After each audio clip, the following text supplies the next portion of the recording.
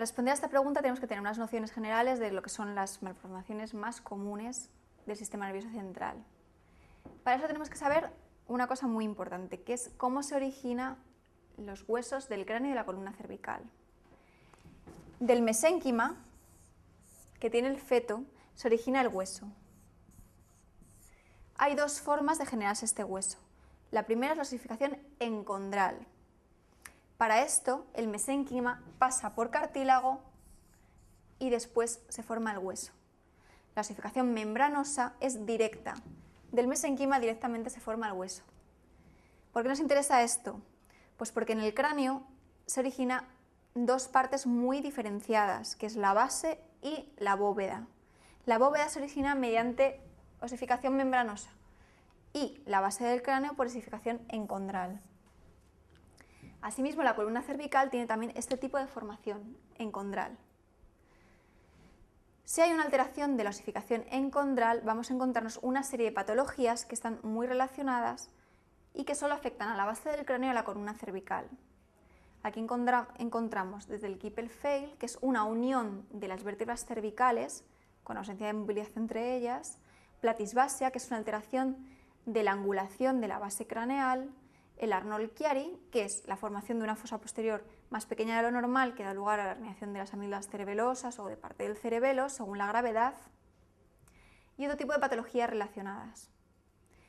Tenemos que tener en cuenta también una alteración muy frecuente que nos encontramos en el sistema nervioso central de los recién nacidos, que es la espina bífida.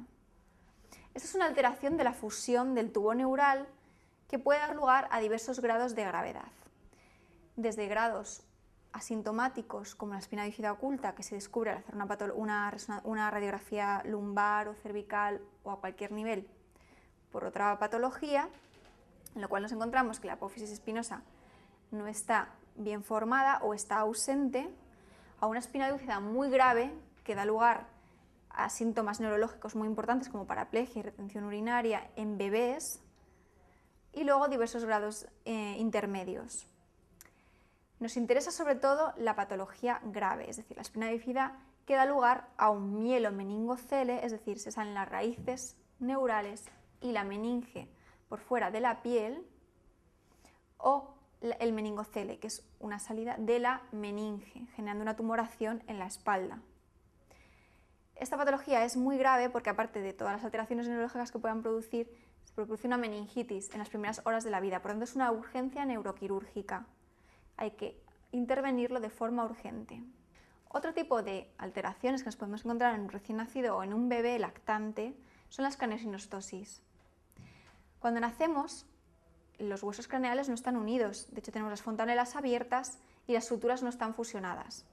Si se fusiona una de estas suturas prematuramente, va a dar una alteración de la forma de la cabeza. Es decir,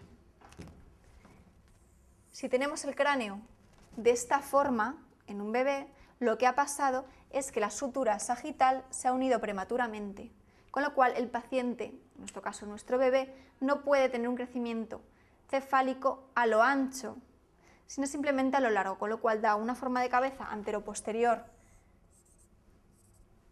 más alargada de lo normal y más estrecha. Es la craneosinostosis más frecuente en los bebés. Su solución es quirúrgica. Se vuelve a reabrir quirúrgicamente esta sutura para permitir que el cráneo se ensanche. Otra alteración que vemos frecuentemente en los bebés, pero que no es una craneosinostosis, es la plagiocefalia postural. ¿Qué es esto? Últimamente a los bebés se les pone en posición de decúbito supino para evitar el riesgo de muerte súbita que se ha visto asociado a posturas para dormir en decúbito prono. Con esto el niño suele tener la tendencia a dormir siempre del mismo lado, con lo cual se acaba deformando plásticamente el cráneo y acaban teniendo una deformidad que requiere la posición de un casco que redondee el cráneo a su forma normal. Por tanto, no es una patología estructural, es una deformación plástica. Por tanto, la plagiocefalia postural sería la alteración que más frecuentemente encontramos de la forma craneal en un bebé, pero la escafocefalia sería la craneosinostosis más frecuente que encontramos en los bebés. Con estas opciones ya podemos tranquilamente contestar a la pregunta que se nos plantea.